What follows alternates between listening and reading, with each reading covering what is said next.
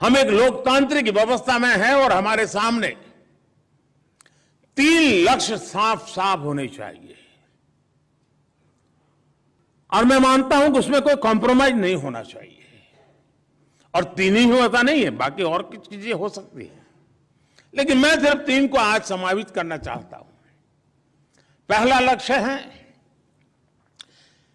कि आखिरकार हम देश में जो भी व्यवस्थाएं चलाते हैं, जो भी बजट खर्च करते हैं, जो भी पद प्रतिष्ठा हम प्राप्त करते हैं, किसके लिए है जी? ये सब क्यों है? ये मेहनत किस बात के लिए है? ये तामझाम किस बात के लिए है? और इसलिए मैं कहूंगा कि हमारा पहला लक्ष्य है कि देश में सामान्य से सामान्य मानवीय के जीवन में बदलाव आए, उसके जीवन में सुगमता आए और उसे इसका एहसास भी हो। देश के सामान्य नागरिकों अपनी सामान्य जिंदगी के लिए सरकार से जो नाता आता है उसे जिद्दोजहद न करनी पड़े, सहज रूप से सब उपलब्ध हो। ये लक्ष्य सदा सर्वदा हमारे सामने होना चाहिए। हमारे प्रयास इसी दिशा में होने चाहिए कि देश के सामान्य मानवीय के सपनों को संकल्प में बदलने के लिए उसका सपना संकल्प कैसे बने, उस सपने को संकल्प तक यात्रा पूरी कराने में एक पॉजिटिव एटमॉस्फेयर, एक स्वाभाविक वातावरण पैदा करना ये व्यवस्था का जिम्मा है, जिसका नेतृत्व हम सबके पास है। हमें यह भी देखना चाहिए कि देश के नागरिकों को अपने संकल्पों की सिद्धि की यात्रा में सपना संकल्प बन जाए।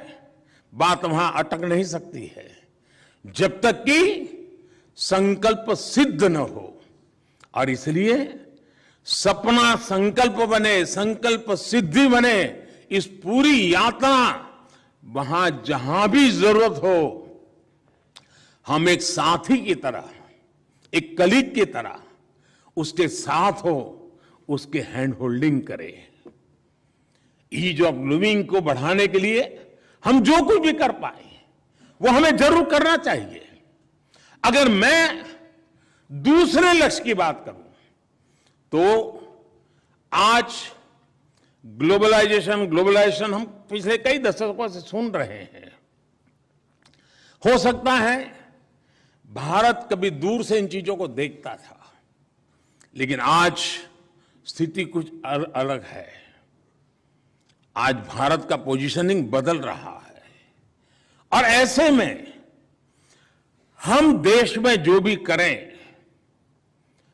उसको वैश्विक संदर्भ में करना अब हमारे लिए समय की मांग है।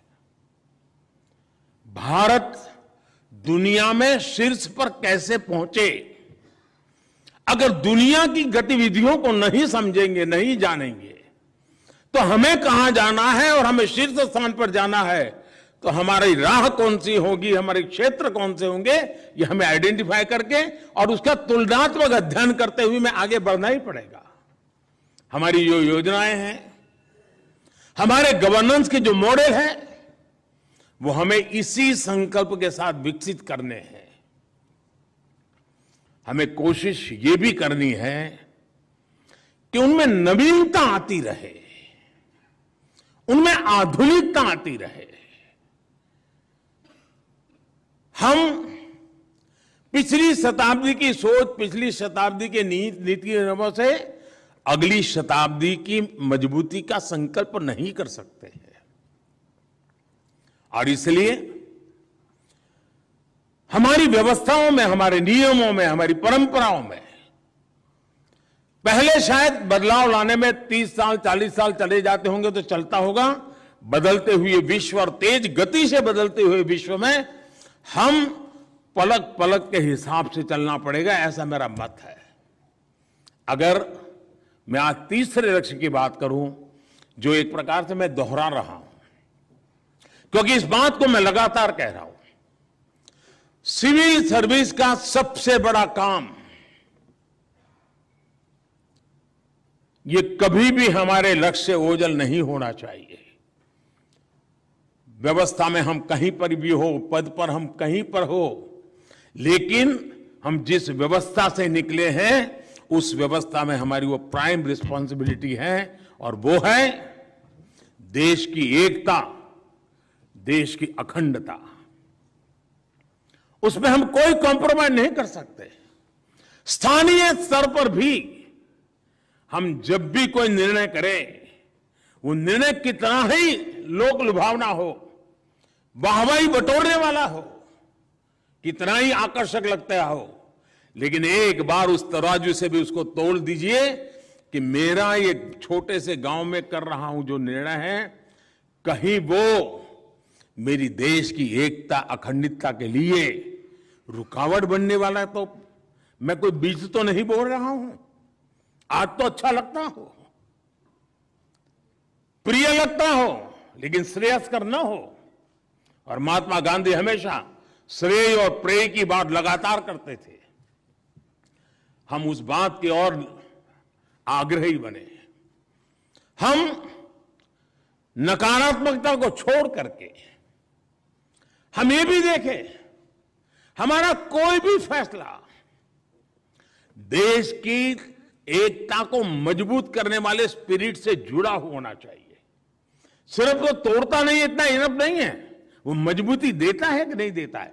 और विविधता भरे भारत के अंदर हमें लगातार एकता के मंत्र का सॉल्यूशन करते ही रहना पड़ेगा, और ये पीढ़ी दर पीढ़ी करते ही रहना पड़ेगा, और उसकी चिंता हमें निकालनी पड़ेगी। और इसलिए मैं पहले भी कह चुका हूं, आज फिर कहना चाहता हूं, भविष्य में भी कहता रहूंगा, हमारे हर काम में कसौटी एक होनी चाहिए, इंडिया फर्स्ट, नेशन फर्स्ट, मेरा राष्ट्र सर्वोपरि। हमें जहां पहुंचना है,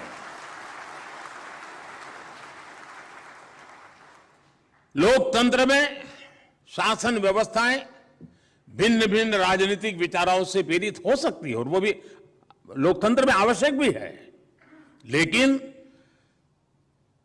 प्रशासन की जो व्यवस्थाएं हैं उसके केंद्र में देश की एकता और अखंडता और निरंतर भारत की एकता को मजबूत करने के मंत्र को हमने आगे बढ़ाना चाहिए।